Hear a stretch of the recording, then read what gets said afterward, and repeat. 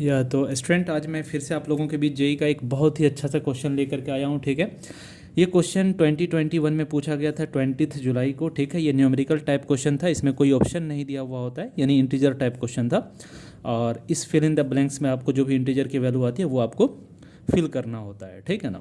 तो देखते हैं इस क्वेश्चन में क्या कहा गया था। इस क्वेश्चन में कहा गया है कि एक बॉडी है having specific charge density 8 microcoulomb पर ग्राम। ठीक है, तो जब स्पेसिफिक चार्ज डेंसिटी दिया हुआ होता है तो इसका मतलब होता है कि आपको Q/m दे रखा है। ठीक है, और ये Q/m दे रखा है 8 माइक्रोकुलम पर ग्राम दे रखा है। ठीक है ना, यानी चार्ज पर यूनिट मास एक तरह से दिया हुआ है। ठीक है ना, हालांकि ये ग्राम में दिया हुआ है लेकिन कोई दिक्कत नहीं, ये इसका मतलब है कि चार्ज पर यूनिट मास है। ठीक है, इस resting on a frictionless plane, यानी ये वाला जो आप प्लेन देख रहे हैं ये फ्रिक्शन लेस प्लेन है, मतलब इस पर कोई भी फ्रिक्शन वगैरह काम नहीं कर रहा है। ठीक है, at a distance of 10 centimetre from the wall, यानी इस वॉल से लेकर के इस बॉडी का जो डिस्टेंस देख रहे हैं आप ये 10 सेंटीमीटर है। ठीक है, it starts moving towards the wall when a uniform electric field of 100 volt पर मीटर इज अप्लाइड हॉरिजॉन्टली, यानी आपको इलेक्ट्रिक फील्ड दे रखा है कितना, 100 वोल्ट पर मीटर दे रखा है। ठीक है, और आगे बोल रहा है कि towards the wall, if the collision of the body with the wall is perfectly elastic then the time period of the motion will be, क्या होगा, यानी कि ये बॉडी जाती है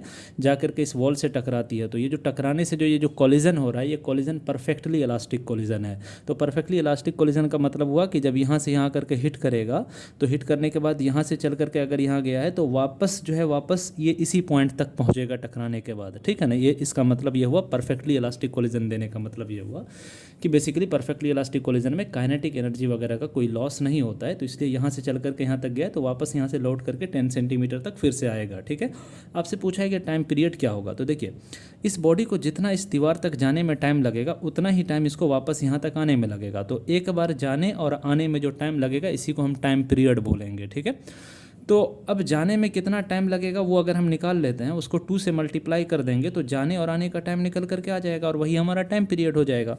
तो हम क्या करते हैं, यहाँ से चल करके यहाँ तक पहुँचने में कितना टाइम लगेगा वो हम पता करते हैं। ठीक है, तो हमारे पास इक्वेशन ऑफ मोशन एक होता है क्या, S is equal to ut plus half AT² होता है। ठीक है, तो देखिए S दे रखा है कि आपको यहाँ से यहाँ तक की दूरी 10 सेंटीमीटर है, तो आप यहाँ पर 10 इंटू 10⁻⁻² मीटर पुट कर दीजिए क्योंकि ऐसा यूनिट में काम करते हैं।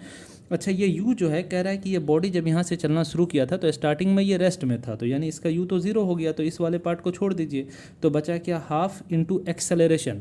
अब ये एक्सेलरेशन इस क्वेश्चन में नहीं दिया हुआ है। ठीक है ना, तो हमें पता है कि एक्सेलरेशन जो होता है, acceleration is equal to force divided by mass होता है। ठीक, अब यहाँ पर फोर्स जो है वो इलेक्ट्रिक फोर्स यानी इलेक्ट्रोस्टैटिक फोर्स है, तो फोर्स का मतलब क्या हो जाएगा यहाँ पर, Q इंटू ई हो जाएगा डिवाइडेड बाय मास हो जाएगा। ठीक, अब Q की वैल्यू क्या होगी, तो Q का वैल्यू यहाँ पर देखिए यूनिट मास पर 8 माइक्रोकुलम पर ग्राम दिया हुआ है, तो आप इसको 8 इंटू एम लिख दीजिए। ठीक है, चूंकि माइक्रो में है तो 10⁻⁻6 से मल्टीप्लाई कर दीजिए डिवाइडेड बाय m इंटू 10⁻⁻3 कर दीजिए। ठीक है ना, इस m से इस m को आप कैंसिल आउट कर सकते हैं, और दूसरी बात इलेक्ट्रिक फील्ड की वैल्यू आपको 100 दे रखा है तो यहाँ पे 100 पुट कर दीजिए। ठीक है ना, तो ये सारी वैल्यू ला करके यहाँ पर अगर पुट करते हैं तो हमें पता चलता है कि सर ये तो हमारा एक्सेलरेशन की जगह हो जाएगा Q इंटू ई बाय हो जाएगा क्या, m, और m को हम चूंकि kg में डालेंगे तो इसलिए यहाँ पर 10⁻⁻3 से मल्टीप्लाई कर दीजिए और इंटू हो जाएगा हमारा क्या, T²। ठीक है, तो ये फाइनली हमारा हो जाएगा 10 इंटू 10⁻⁻2 इज इक्वल टू हो जाएगा हमारा हाफ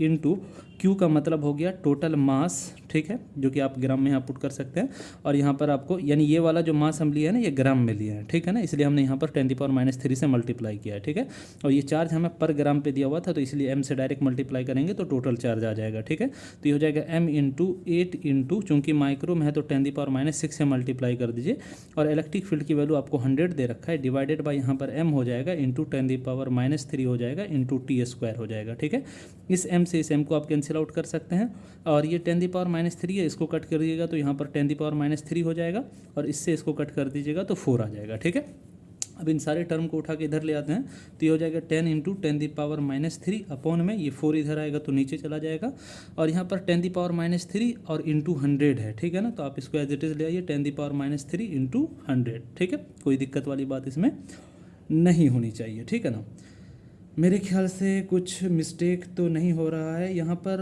10⁻⁻3 नहीं बल्कि 10⁻⁻2 है, ये एक मिस्टेक हुआ है। ठीक है ना, तो अब आप एक काम कर सकते हैं क्या कि अब यहाँ पर कैंसिल आउट करते हैं अगर, तो ये 10 दी पावर आपको है